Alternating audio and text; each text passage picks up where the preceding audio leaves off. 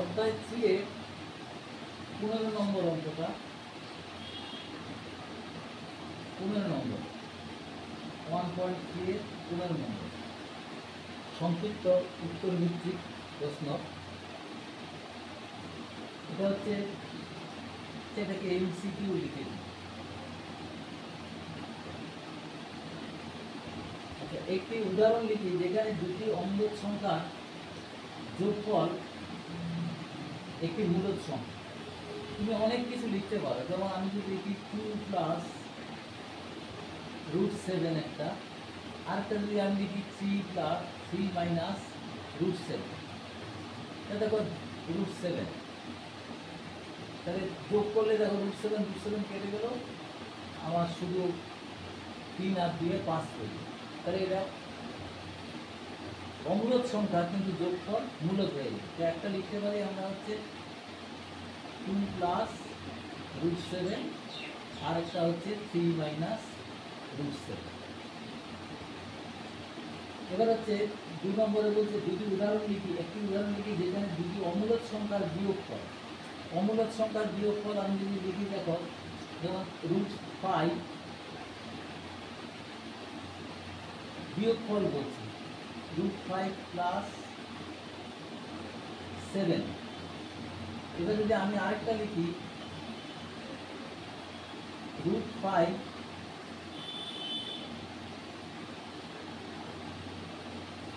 Plus 3, দেখো বিয়োগ করো, এটার থেকে এটা যদি বিয়োগ করি আমরা, তাহলে √5 কেটে যাবে, আর এটা বিয়োগফল ধরো এরকমভাবে আমি বিয়োগ করে দিলাম, দেখাচ্ছি √5 প্লাস 7 মাইনাস √5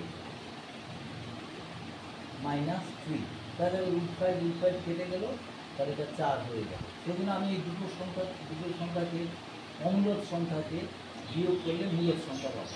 √5 প্লাস 7 একটা, আর একটা হচ্ছে √5 প্লাস 3 একটা, এই দুটো বিয়োগ করলে মূলদ সংখ্যা পাবো। 3 নম্বর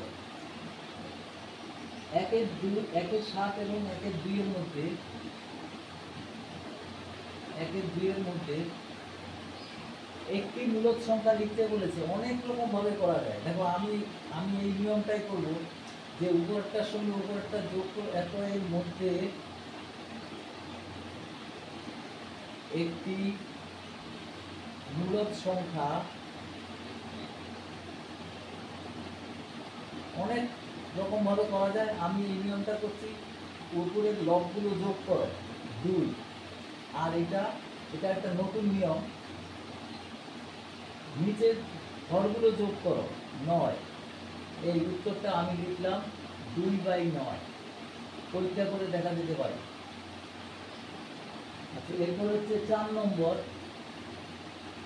1-এর 7 ও 2-এর 7-এর মধ্যে 1-এর 7 আর 2-এর 7-এর মধ্যে একটি অমূলদ সংখ্যা লেখ।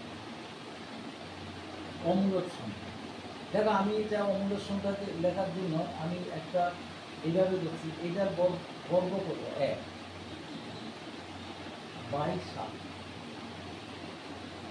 আবার এইটার বর্গ কত 4 লিখতে হবে না, তাকে √1 দিতে হবে, সেই জন্য 22। এবার দেখো √1-এর মধ্যে আর √1/7 বা √4/7-এর মধ্যে আমি অনেক সংখ্যা লিখতে পারি।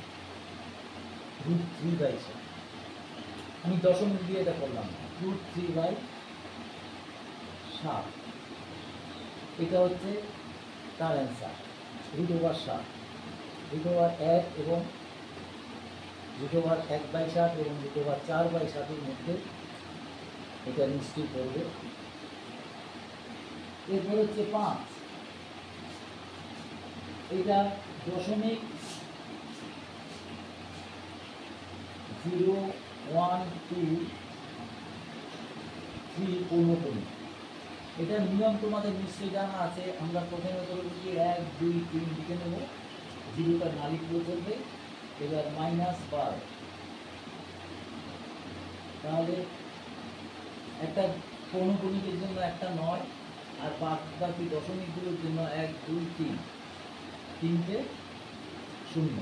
তাহলে এটা করলে কত হবে? 111 বাই 9000।